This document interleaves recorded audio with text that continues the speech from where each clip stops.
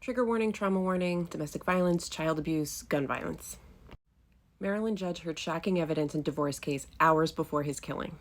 Pedro Agorte was conspicuously absent last Thursday when a Maryland judge granted his wife a divorce and sole custody of their 4 children, citing shocking testimony about the abuse that Agorte allegedly inflicted upon them for years. But later that day, authorities say Agorte showed up at Judge Andrew Wilkinson's home and shot him to death in his driveway. The judge ruled against Agorte after hearing testimony from his wife and an adult daughter who said he controlled every aspect of their lives, keeping them isolated and subjecting them to various acts of violence in recent years. His adult daughter from a previous relationship said she spent most of her teenage years confined to her bedroom. She said Agorte had cameras installed throughout the house and was watching my every move. She said he would beat her with a belt and other objects, whatever he had close by.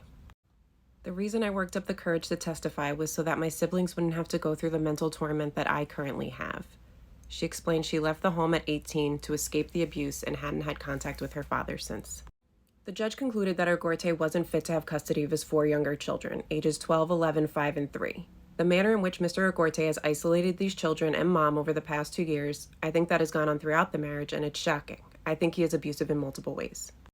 Agorte's wife described in detail how he rendered her powerless and mistreated their children. She wept while recounting how he would stuff a towel into their crying baby's mouth. The conditions only worsened after he found out she had planned to leave him last year. I hear that a lot. Before she could get the paperwork together, Agorte filed for divorce himself. Court records show a messy legal battle ensued and Agorte's abuse escalated. Not surprised. Agorte's wife requested a protective order soon thereafter, saying Agorte was carrying a gun and surveilling her. But they later settled on a nesting arrangement where he would live on the first floor of the house and she would live upstairs. That's a terrible idea. Throughout their marriage, Agorte handled the family finances and controlled their joint business ventures. He also limited his wife's access to their shared vehicle. In a March 2023 written opinion, the judge said he had an uneasy sense that father engages in absolute control over mother, their finances, and their lives. The judge again referenced that statement Thursday, saying his prior assessment became crystal clear during recent testimony. Exhibits filed into court record include photos of Agorte smiling and posing with his children, riding bikes and swimming. In one photo, 2 of his children are sitting in their driveway next to a sidewalk chalk message that reads, "I love you, Dad." In an October 11th email sent to his wife's attorney, Agorte said he had purchased her an SUV and left it outside her house. But the attorney told him to remove it and instead make available their shared vehicle. "You cannot force a vehicle upon my client. This is not a sensible solution. You have failed to pay the mortgage but have taken on another liability." This feels super manipulative to me. She tells court he's not allowing her to use their shared vehicle, which he's ordered to do, so he buys her a car. And this is a guy who allegedly has been surveilling her, installs cameras in the house. I wouldn't want a vehicle purchased by this person.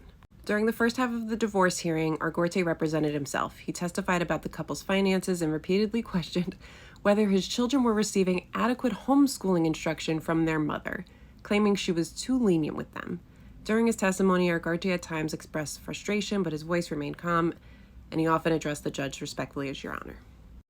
Agorte failed to appear for the second half of the hearing last week. Instead, he called the courthouse saying he had a headache.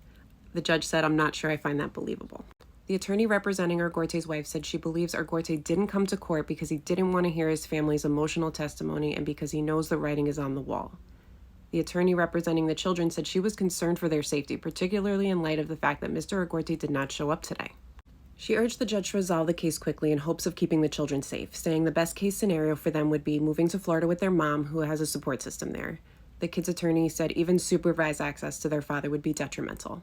The judge ruled out visitation rights Thursday and barred Agorte from contacting his children or visiting the family's house. Judge Andrew Wilkinson was shot in his driveway Thursday night while his wife and son were home.